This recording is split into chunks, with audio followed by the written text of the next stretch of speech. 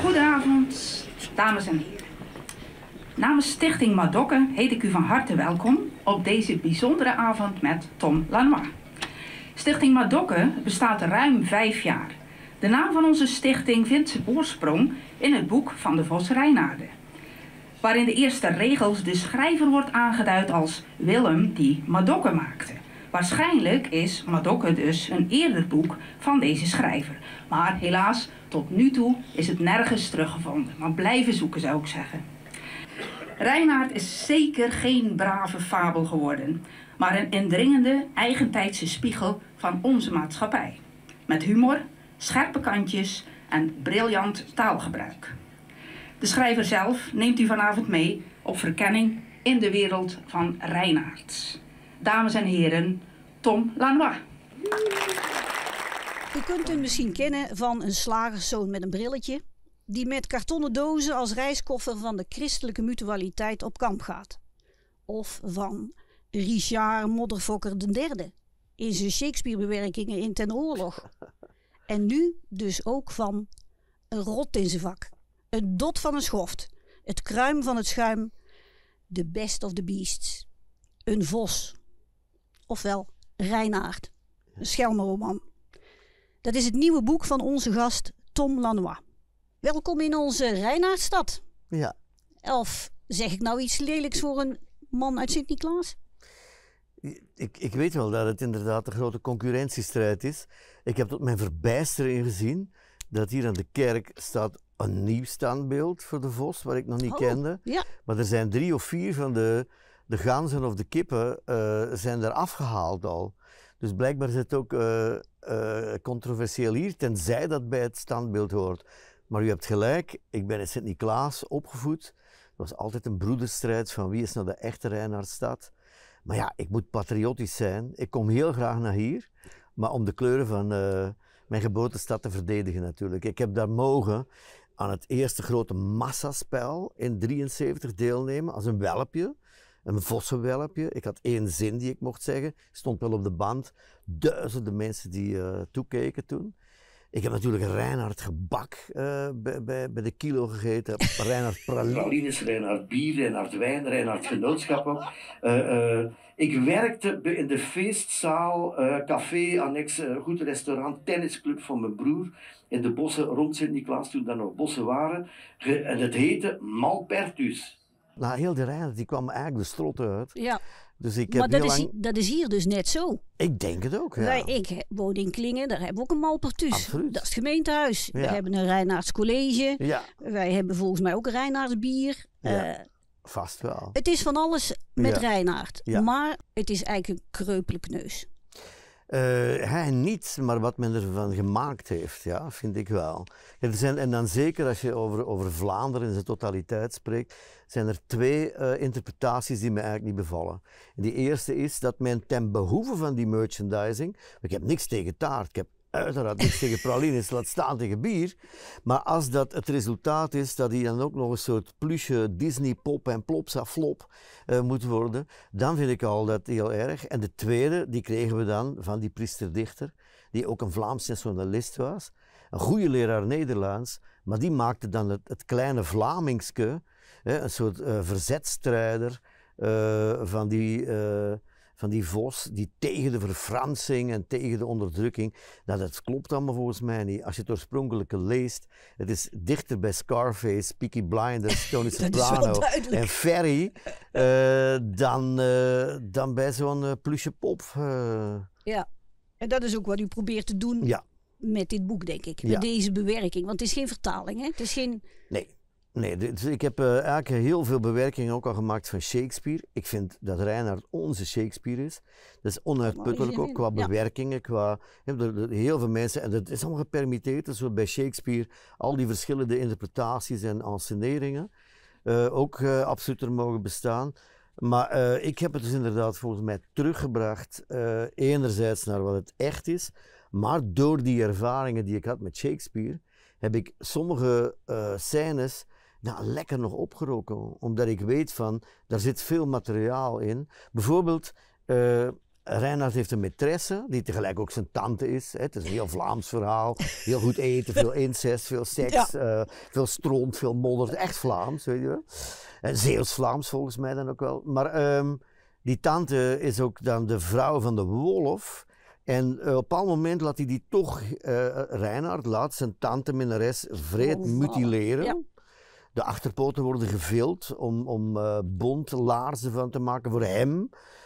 Voor zijn zogenaamde bedevaartsreis naar Rome. Maar dan weet ik dat het jammer is om die wolvin niet ook een monoloog te geven waar zij hem ook eens eindelijk flink uitscheidt en de les spelt. Ja. Dus dat moet gebeuren. En dat is ook gebeurd. Dat is gebeurd.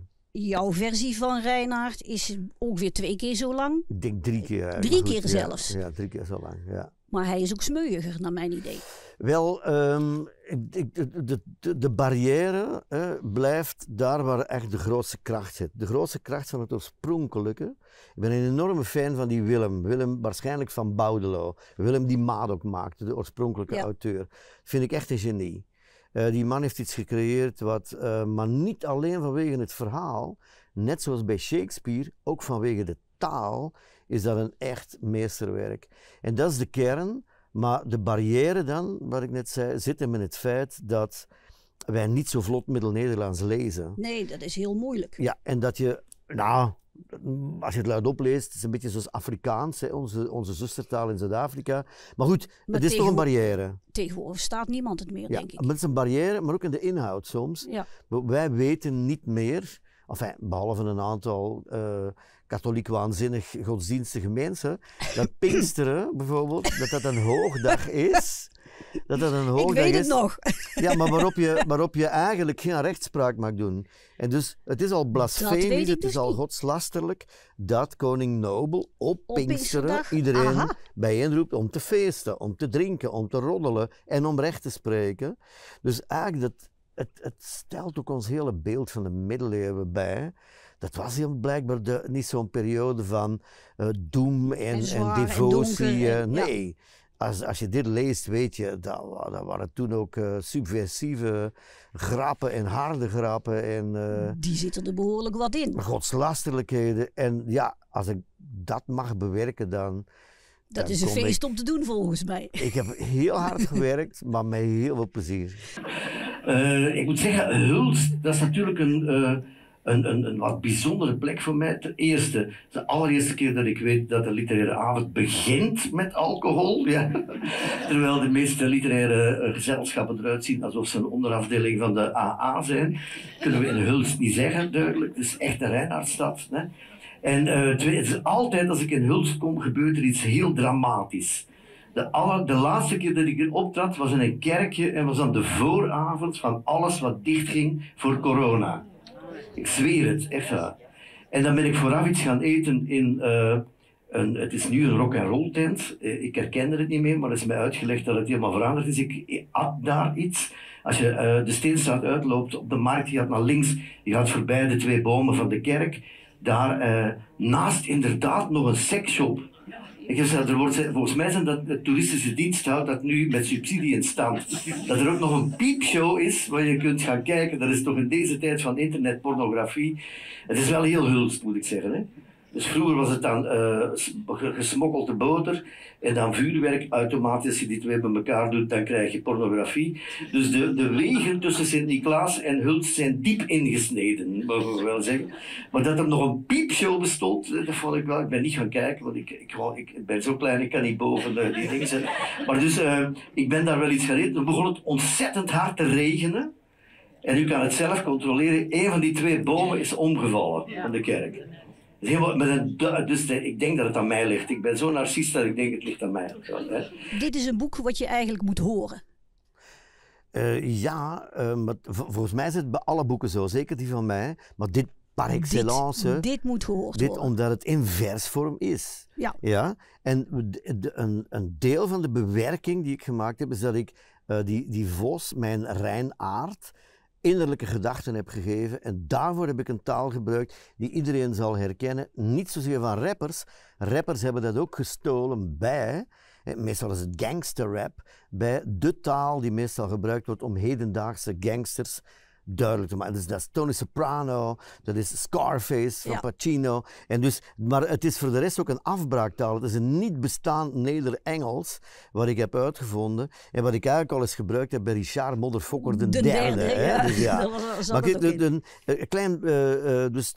de eerste keer dat die gedachte, dat de vos eigenlijk zelfs optreedt, komt pas op pagina 60. Bruin de Beer is de eerste afgezant van de koning die een deurwaarde die de vos naar het hof moet slepen. Hè? En de vos denkt van ik ben veilig in Malpertheus, maar nu schiet hij wakker van een stem die hij herkent. Wel, sodding hell, denkt hij. Dat is die lazy fokker Bruin, die lazy vorte vreedzak die de goddamn king, together with that lame wolf Isegrim, wou killen en dan vervangen door hemzelf. 2 losers voor de prijs van 1. His nuts en guts gingen ze grillen. Zijn bloed let spray it down the play. Zijn kroon, zijn wijven, zijn kadeeën. His whores and hordes. Enfin, zijn hoeren lekker peert. Ze gingen alles rippen to terminate that pissenpotentaat. Halfgaar geradicaliseerd zijn ze miljarden Jew. Bij mij nog komen polsen. Are you in? Say yeah, Rijn. Are you in with us? Alsof ik ooit, a fox is not a flippin' fool. Als het moet stoppen moet je het zeggen, want ik kan het door. Hè. In Caesar gaan met 2 versleten fuck-ups, bescheten overeten faggots, analfabeten, sons of bitches. En nu staat plots die schuimbak van een Bruin as good as in my house. Enzovoort, enzovoort. Dus ja, het moet ook gelezen worden. Het moet gelezen. Maar iedereen kan ook zijn eigen interpretatie geven. Dat is het goede van dit soort boek. Maar dan even naar zijn naam. Daar was ik wel geïnteresseerd in. Reinaard, je kunt het op alle manieren schrijven. Ja. Hier staat Reinaard. In 1 woord, met 2 hoofdletters. Met 2 hoofdletters. Ja. En Reinaard in het boek zegt zelf op pagina 183. Ja. 183. Je hebt echt wel goed gelezen. Ja, ik ben helemaal ontroerd. Ik moest het lezen. Geweldig, maar je moet voorbereid ten strijde trekken. Hè? Mag ik je een compliment maken? Het gebeurt zo vaak dat mensen zeggen, ik heb je boek willen lezen, maar ik had geen tijd. Waar gaat het eigenlijk over? Maar kijk, dit is echt... Dit is gelezen. We moeten trouwen. Je moet kinderen maken samen, denk ik. Ja. Zijn we niet dan wat te oud voor? Nee hoor, ik weet het niet. Probeer ik aan, ja. Nee, pagina 183. Wat Reinaard zelf zegt, op pagina 183. Wil ik straks aan het hof verschijnen, moet ik weer zijn wat ik ooit was. En dat is Rein. Ja, maar dus op dat moment is hij weer iemand in de maling aan het nemen. Dat doet hij de hele tijd. Dat doet hij de hele tijd. Dus dit is al zeer cynisch en sarcastisch. Maar uiteindelijk klopt het wel in deze zin dat hij de enige is die in die zin rein van aard is. Dat hij niet huichelt. Nee, hij Iedereen is oprecht. Weet ja, hij is op zijn minst oprecht. En al anderen doen voor alsof ze heilig boontjes zijn. Ze zijn het absoluut niet. Ze zijn het niet. Nee. Dus hij is wel een soort vervormende, macabere lachspiegel die iedereen ontmaskert. Dat is wat hij doet. En zelf geen macht wil, maar die wel hard toeslaat en dan vol leedvermaak staat te schateren. Ja. Als iemand hem durft te proberen te misbruiken, gebruiken enzovoort. Wat uiteindelijk niet lukt. Nee, het lukt niet. Hij komt altijd weg. Ja, en dat is denk ik toch waarom je hem blijft volgen. Je weet dat hij een crimineel is, maar tegelijk, ja... Het is toch een Tony Soprano. Het is een Tony Soprano. Ik zal goed, dus Willem die Madokken maakte, zo begint het. En inderdaad, als u dat op de zolder vindt, dan bent u, dat is de heilige graal van de Nederlandse, ja, de linguïstiek en de letterkunde. En dat heeft toch iets te maken met het boek. Ik ben er eindelijk toch aan begonnen, mede dankzij Frits van Oostrom. Hebben jullie die ooit uitgenodigd? Dat moet je doen, hè, met die Madokken maakte. Want hij is eigenlijk de oorzaak, dat komt straks nog een beetje te berden, dat ik dan toch die bewerking gemaakt heb. Het is dus duidelijk dat ik het boek met plezier gelezen heb. Ja, nou. En ik heb heel veel woorden geleerd. Ja. Echt zoveel woorden heb ik op moeten zoeken. Ik heb eerst doorgelezen, maar dacht, laat ik het toch opzoeken. Ik lees ze allemaal even achter elkaar op, dan kun je zien hoeveel het er zijn. Maar moet ik zeggen wat het betekent? Nou, niet bij alles, denk maar ik. Ik hou van, het woord is woordenschat. En het Nederlands heeft, we moeten daar heel trots op zijn, moeten op niet veel trots zijn, maar dit wel, Nederlands, ons Nederlands, ons machtig, lenig, ronkend en onovertroffen Nederlands, heeft het grootste woordenboek ooit uit de geschiedenis van de mensheid samengesteld. Serieus? Ja. En dus het woordenschat is zo belangrijk. En waarom zou je maar 1 woord gebruiken als er 12? Waarom zou je niet een 13e uitproberen, zelf uitvinden? Dus misschien staan er wel... Nou, er staan er heel wat in. Ik moet zeggen, ik ken toch wel wat, maar nou, laat ik maar gewoon beginnen. Okay. Zeemzoet. Ja, zeemzoet, het woord zegt het toch wel? Ja, dat is al wel duidelijk. Maar dupes. Dupes. Ja, nee, niet dupes, met een S. Nee, dupes, nee, het is dupe. We zijn de dupe. Hij wordt gedupeerd, wil zeggen, hij wordt benadeeld, maar dan voel je ook een beetje, het is ook een beetje een sukkeltje dan, hè? De dupe. De dupes van zijn kuren, dat is het. Je bent een misleid slachtoffer of zo. Ja, ja, zo'n beetje dat, maar toch een beetje een sukkeltje. Dat heb ik dus opgezocht, hè? Ja, dat is het, ja, de dupe. En dan een woord, ik kwam het niet eens tegen. Ja. Enculeren. Oh ja, maar dat is uit het Frans. Dat is Frans, dat wist ik ook niet. Dat is Frans voor, ja, sodemieteren natuurlijk, ja. Maar dat staat er ook in, hè, sodemieteren staat er ook in. Maar ja, dat had ik al eens, dus dan daarna, ja, enculeren. Ja. Omdat het natuurlijk dan, het klinkt heel chic, maar als je weet wat het betekent... Het stond als je chic. weet wat het betekent, denk je, ja, niet in de keuken. We moeten nog eten, denk je dan. Ja, dan moet, ja. Stratier. Stratier. Alweer, weer een Frans woord. Ja, maar goed, ja, het is wel... Kijk, Vlaanderen, de basis van veel woordenschatten is van... Stratier is een heel chique naam voor een absolute schurftige straathond, eigenlijk, ja. Er zijn heel veel woorden. Wie weet in Hulst wat het betekent van kromme naasgebaren? Ja? Weet men dat in Hulst? Want ik ben net geïnterviewd door de fantastische... Wat was het nou? Het was niet Peter, het was niet Patricia, het was Gemma. Gemma heeft me geïnterviewd, je had het hele boek gelezen. Gemma, weet je wat knoesels zijn? Knoesels. Dat een hele lijst gemaakt van wat ze niet weten. Het geweldige... niet alleen Sint-Niklaas, maar algemeen Vlaamse woord enculeren. Enculeren, dat is een heel hoofdswoord, heb ik daar inderdaad uitgelegd, en het klopt nog ook voor sodemieteren eigenlijk. Hè. Maar er is veel te leren uit dit boek. Heel goed gelezen. Dat was ook mijn opdracht. En ja. Ik vind ook als je... Kan ik u inhuren eigenlijk? Oh ja, is goed. Kunnen we een prijsje afspreken? Ja, natuurlijk. Ja. Blijf wel Nederlander natuurlijk, hè? Ja, okay. Je mag mijn managers bellen, ja. Dat is goed. Ja. Dit alles blijkt dat het echt een boek is wat je moet horen. En dat gaan we vanavond hier in De Koning van Engeland ook beleven. Want ik begrijp dat je veel gaat voorlezen, veel gaat vertellen over het boek Reinaard. Ja. En ik zal denk ik besluiten met, op een bepaald moment gaat hij dan naar op een bedevaart en hij alleen en zijn vrouw weten dat het allemaal niet klopt natuurlijk. En dan neemt hij ontroerd afscheid van het volk. En ook het volk, want je zou denken dat is een soort vrijheidsstrijder, dat is hij niet. Ook het volk kan in die luchten. Can you believe these motherfuckers? Ze peinzen echt waar that I grieve. Wat is een volk? Tenzij some sort of schuimbaks, vagabonds en bastards. Een laag kwaadaardig syndicaat van tering, pest, apocalyps, Mongolen, van leuter, snokking dogs of hell and helter, skelter, screwing creeps, gefokt en stront en incest, kweek uit geiten, sleen, bestolen, jankers, snot, gespogen, ongedierte, fucking slang en fucking leeggezogen kakkerlakken. They, the motherfucking they! Wat stellen zij echt voor? Wanneer ze durven juichen voor een stuk krapul als ik, indien ze mij niet eens doorzien. I'll kill them all before I let them kill my joy. Gaan we dat op tv of gaan we dat knippen?